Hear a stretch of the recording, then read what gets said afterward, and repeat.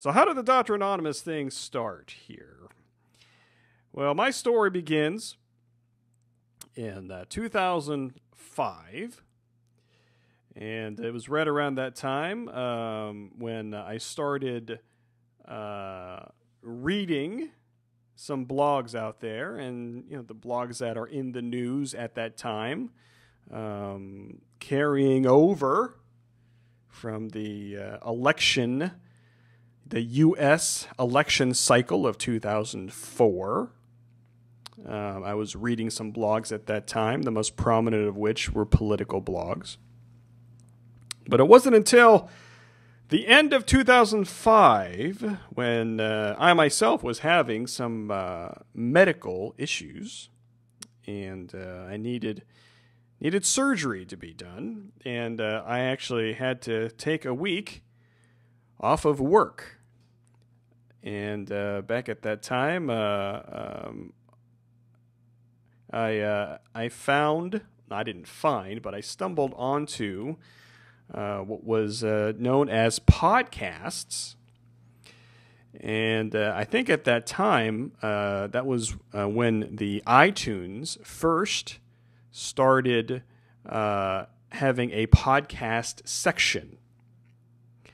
And I thought it was a fascinating concept because I was reading blogs at that time, and I have always listened to kind of books on tape or books on CD because back at that time I had a pretty good commute to work, and that's how I passed the time, listening to books on tape, listening to medical journals and things. And I thought it was fascinating that people were having podcasts. People were sharing their story through a podcast, and not just in medicine. One of the podcasts that I listened to that whole week when I was off from work following my surgery was about an airline pilot, a regional airline pilot, and just sharing a day in the life of what it was like. And it's not anything racy or anything like that. It's pretty, a little bit geeky type stuff, which I thought was very fascinating. Just learning about the ins and outs of a whole nother industry. I learned that pilots, get retested as far as their skills every 6 months, and, kind of how it was for someone in that industry to balance life and work.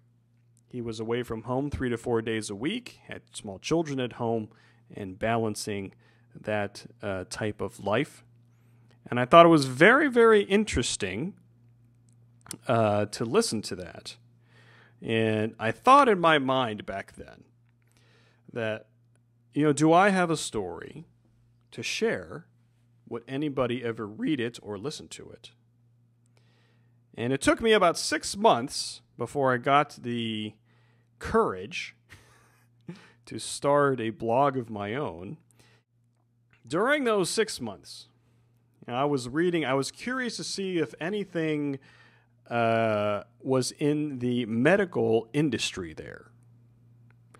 And I stumbled onto a couple of blogs, and one of the blogs I was reading a lot, and I don't think she blogs anymore, is a blog called Fat Doctor, primary care physician. And she obviously blogged anonymously. And the stories that she was sharing on her blog at that time just fascinated me. It was patient stories. It was stories from her point of view. It was pretty raw. It was nothing that I've ever read before. And it was her, even though she didn't know it at the time, it was her kind of inspiration to me to start my own blog. And that was kind of part of the reason why I started blogging anonymously.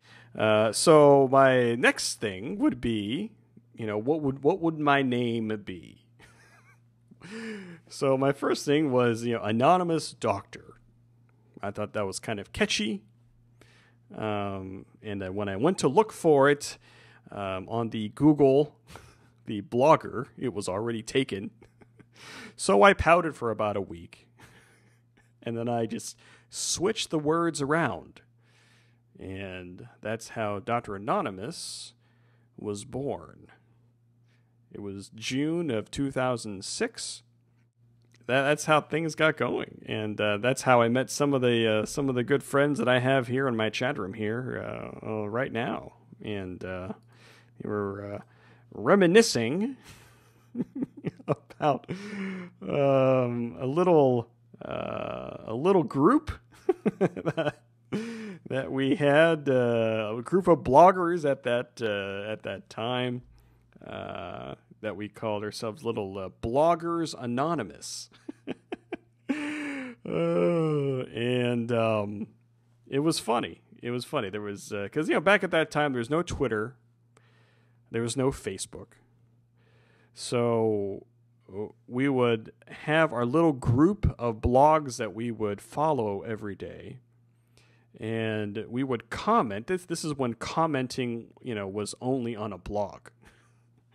Because there was no other social media. So we would all, go to our favorite, blog sites and, place a comment on our favorite blog. I mean, now you can put a comment on Twitter, you can put a comment on Facebook, you can put a comment on the blog, you can put a comment anywhere else. But back at that time, that was the only place to comment. And back at that time, it was common to have, between 10 and 15 and 20 comments if your post was really good. So we had our little Blogaholics blog. And how did this show come about? Well, I always thought that podcasting, I always liked podcasting. I always liked, kind of being a radio show host, that type of thing. And I tried doing some pre-recorded podcasts back at that time and tried to release them. And it was just not... It was not what I was looking for. The editing process really frustrated me, and I was really looking for a really live solution, just so I can talk and have almost instantaneous feedback from the audience. Maybe that's the ADD in me. So I saw this Blog Talk radio site probably in the summer of 2006. And I'm like, I'm going to try this. I did some test shows and things just to see how the software would work. And went live at the end of August 2006. Actually, 2007. I'm sorry. Yeah, the end of August 2007. And, back at that time, I thought in my mind, who would I want to get on this show? Because this is a whole different format.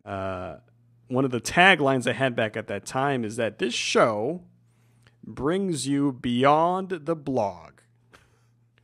Beyond the written word, you're able to hear the people's emotion. You're able to hear how passionate they are about some of the issues that they're talking about. So it's been a great ride. So I started videos, I believe, the next year in 2008. I started on a platform called vidler.com. And it was interesting because when I first started doing video, I did them in black and white to kind of prolong the Dr. Anonymous persona. And if you go to vidler.com/Dr. Anonymous, you'll be able to see all those first videos of me just trying to figure out how to do video back then. And the first few, maybe even the first 6 months or so, I did all black and white. That kind of added to the Dr. Anonymous mystique.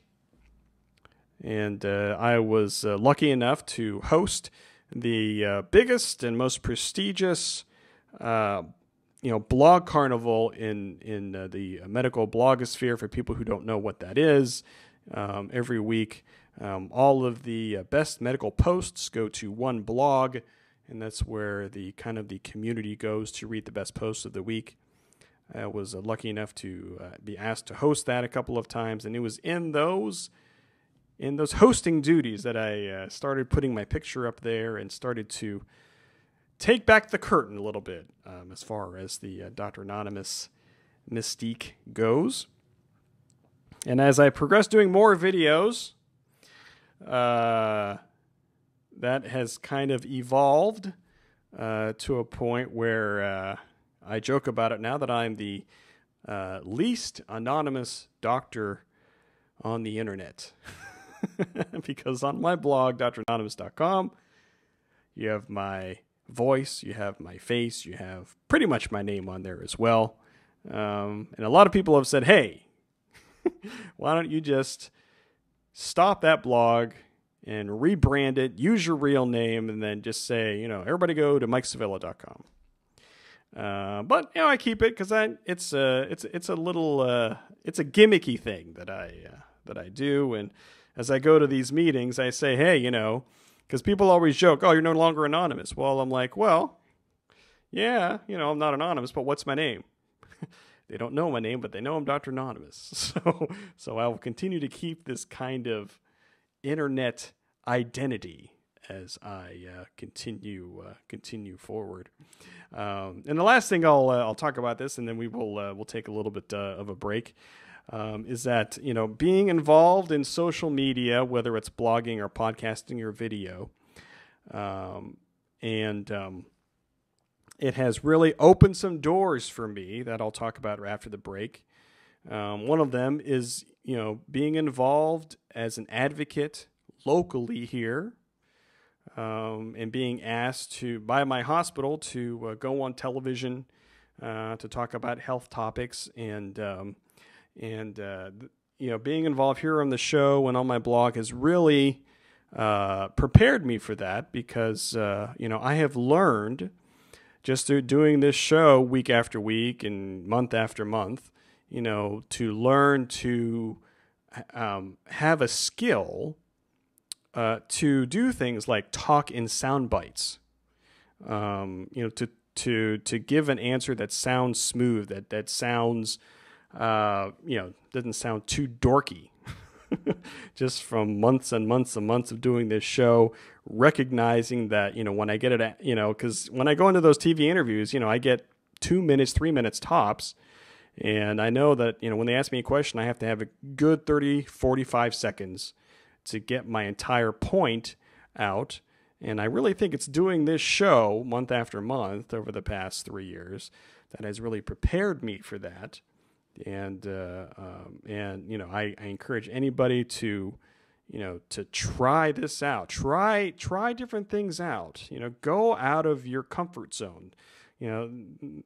That's what I've tried to do for myself, is to try to go outside my comfort zone, to do a blog, to do audio podcasts, to do video, to do YouTube, to do Twitter, to do Facebook, because as you experiment with some of these things, you'll kind of know, and you'll be able to, teach your friends, to teach your colleagues, and, whatever industry that you're in, whatever job that you're in, or whatever that you do in life, you'll be able to, let your colleagues know about this, let your friends, let your family know about this, and I think it'll be a great experience for you.